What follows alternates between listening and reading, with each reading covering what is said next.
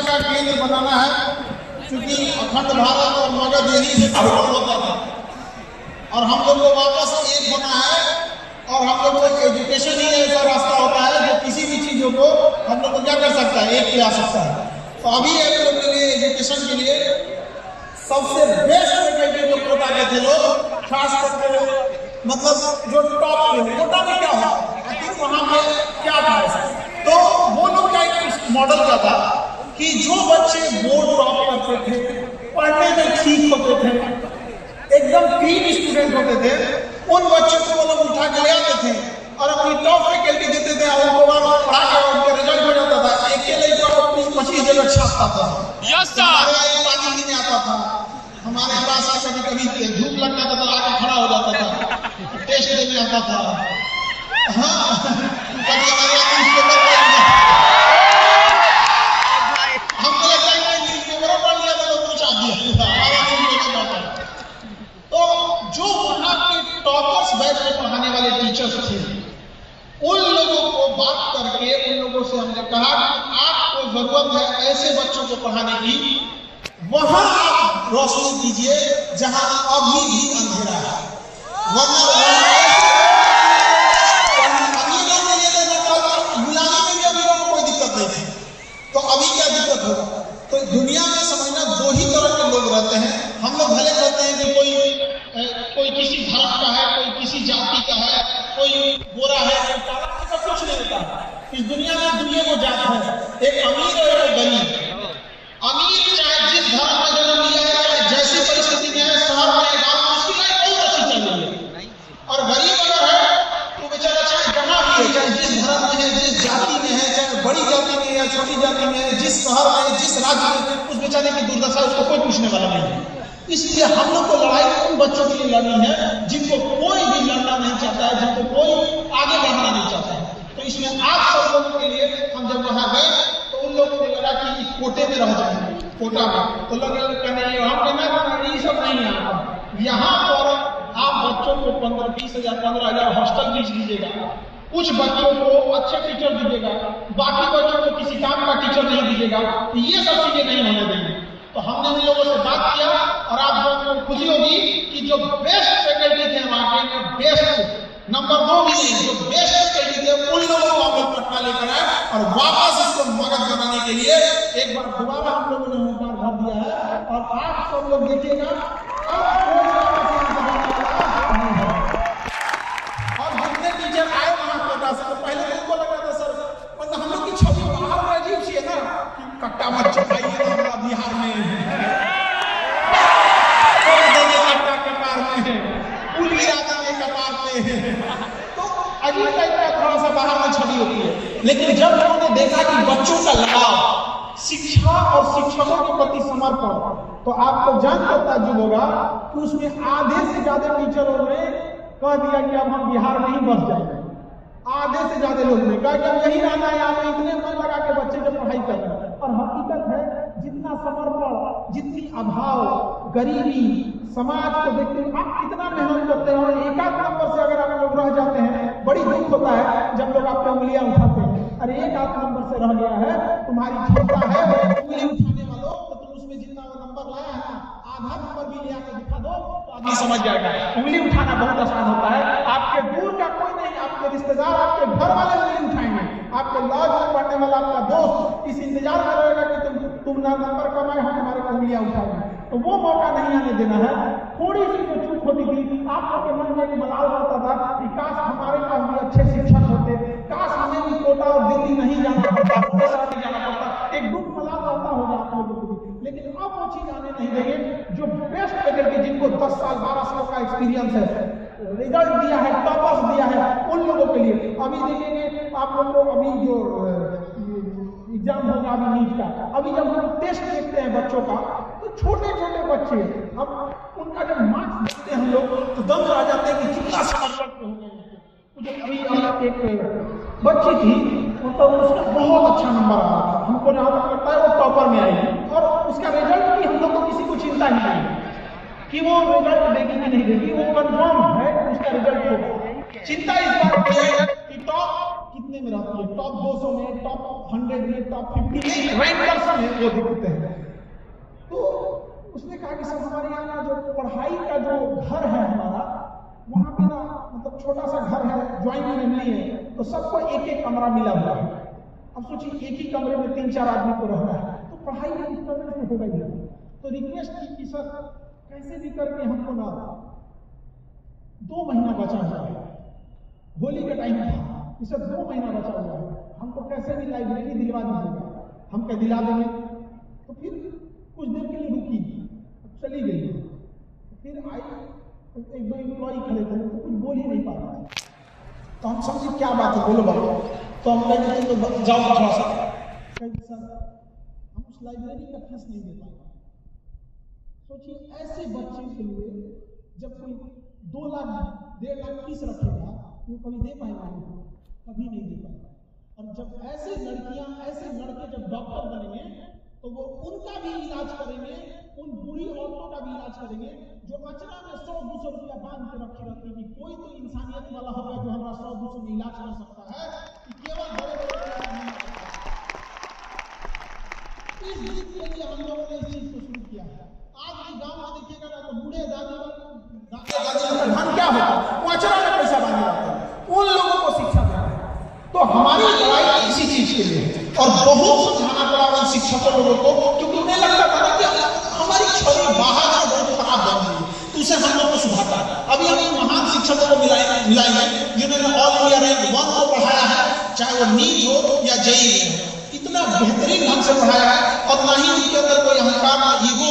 हम तो बस इस बात का डर था कि जब वो आएंगे आप लोगों को तो कहीं ऐसा ना कहें कि कोटा के बच्चे ज्यादा मेहनती हैं, पटना वाले कम हैं। लेकिन जानकर ताज्जुब होगा कि जब उन्होंने यहाँ पढ़ाया तो उन्होंने कहा कि नहीं, अब हमें समझ में आता है कि कैसे मगध को यहाँ से कंट्रोल किया जाता था। अब लोग क्यों कहते हैं एक बिहारी सबसे बड़ा। हम भी सैल्यूट करते हैं आप सबके माँ बाप का, आपके गार्जियन का, जो उन्होंने इतना संस्कार सिखाया। वरना एक इंसान से इतने लोग कभी कंट्रोल ही नहीं हो सकते थे। वो आपके माँ बाप का संस्कार है और आपके आंखों में वो सपना है अपने आप को बदलने का। आप युवा हैं, युवाओं के पास असीम ताकत होती है समाज को बदलने का। हम लोग अब समाज में बदलाव नहीं ला सकते हैं। हम एजुकेशन में हैं, एजुकेशन में ही रहे, बदलाव नहीं ला सकते हैं। जहां थोड़ा उससे आगे मिलेंगे, नया कुछ नहीं कर पाएंगे। लेकिन आप लोग न जाने क्या क्या नया लेके आइएगा। क्या पता आप में से बैठा कोई इंजीनियर आके बिहार की स्थिति सुधारेगा, ऐसा पुल बनाएगा जिसपे रिसर्च दुनिया में होगी, तो निर्भर नहीं करेगा। बदल सकता है कि नहीं बदल सकता है? दुनिया में ऐसे बीमारियों से परेशान है, क्या पता आप में से कोई ऐसी डॉक्टर बनेगी, कोई ऐसा डॉक्टर बनेगा जो कैंसर जैसे बीमारी का इलाज ढूंढ ले आएगा। इसमें संभव है। आप में से कोई करेगा। याद रखिएगा, अगर आपको मेरी बात अतिशयोक्ति लगती हो तो ये बात आज से 10 साल 5 साल बाद आप देखिएगा, जब आप अपने कामयाबी पे रहिएगा। तो हम लोग जब फौज की तैयारी करते थे तो एक हम लोग के बड़े भैया थे, अकबर भैया, वो एनएसजी में थे, कमांडो एनएसजी में। तो हम लोग 10th में थे तो फौज की तैयारी करते थे। तो हम लोग की लाइफ में ना केवल फौज में ही जाना था, दाढ़ी मूछ कुछ नहीं था। 10th के बच्चों की क्या ही करता है, 10th का बच्चा कितना ही बड़ा था। तो हम लोग से एक बात करते थे कि तुम फौजी नहीं बनाना।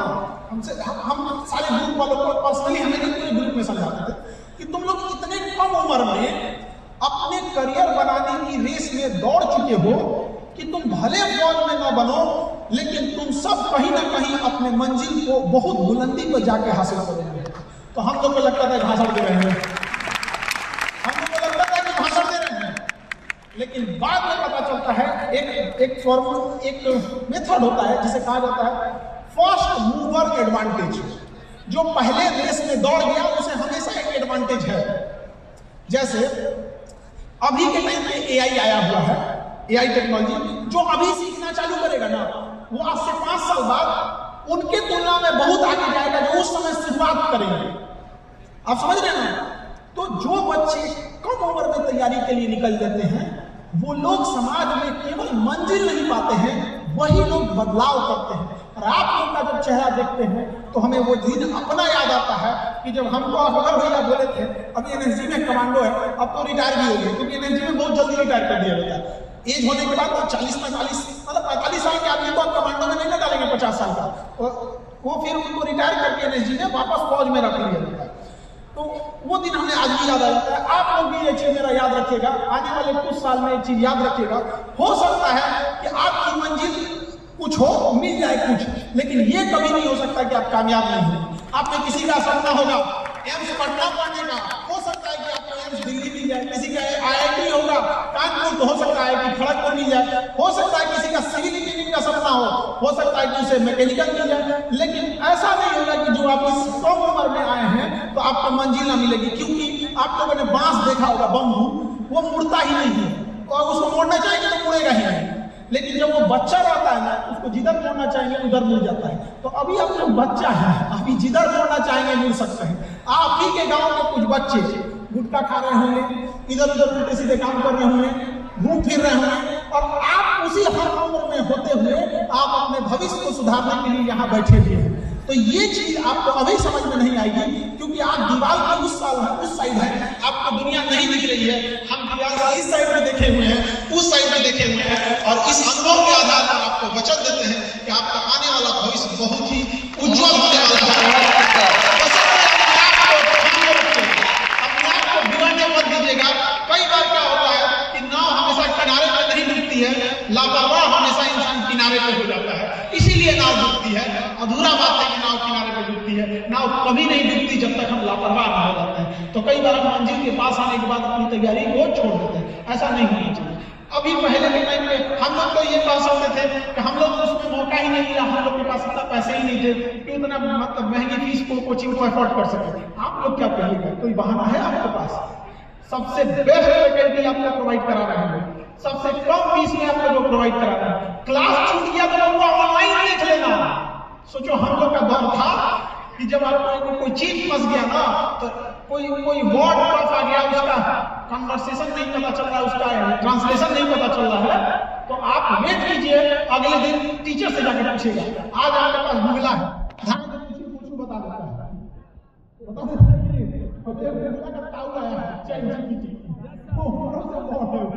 खूब बढ़िया से समझाता है।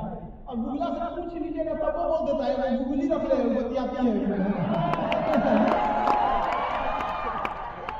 गूगलों को बता कि तुम किसका आवाज सुनना चाहता है। तो आप लोग को जब मौका मिला, बाबू प्लीज आप लोगों से कहते हैं इस मौके को मत करना, मतलब बहुत सस्ता होगा बहुत। और कोई बच्चा कमजोर नहीं होता है। होता क्या है कि जो पढ़ने में तेज बच्चे होते हैं वो तेज नहीं, बल्कि उनकी कैपेसिटी होती है, ज्यादा देर तक बैठ जाते हैं और उनको आए ना आए उसमें 10 बार 15 बार दिमाग लगाते रहते बड़ा जिद्दी होते हैं।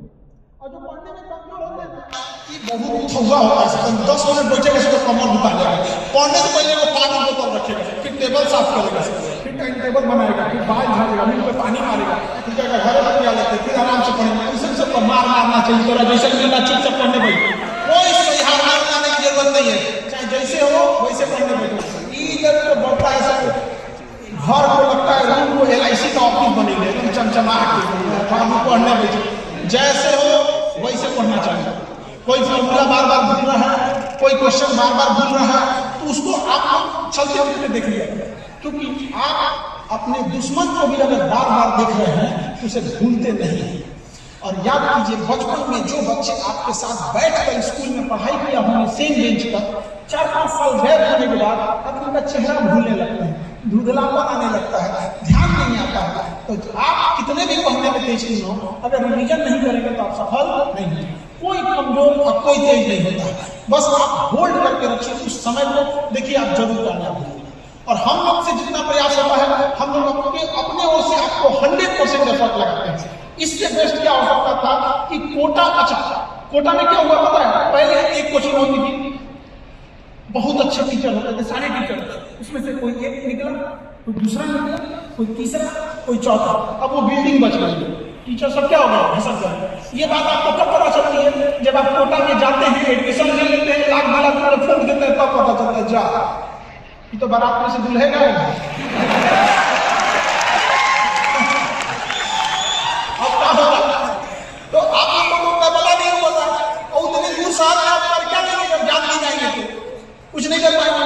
तो हम लोग क्या किए, वहां 1-1.5 महीना बैठ के, अच्छा इस सर का इस कोचिंग में ऑर्गेनिक केमिस्ट्री ठीक है, इनऑर्गेनिक ठीक नहीं है, तो कोई बात नहीं, ऑर्गेनिक वाले से चलेंगे, इनऑर्गेनिक वाले यही रहेंगे।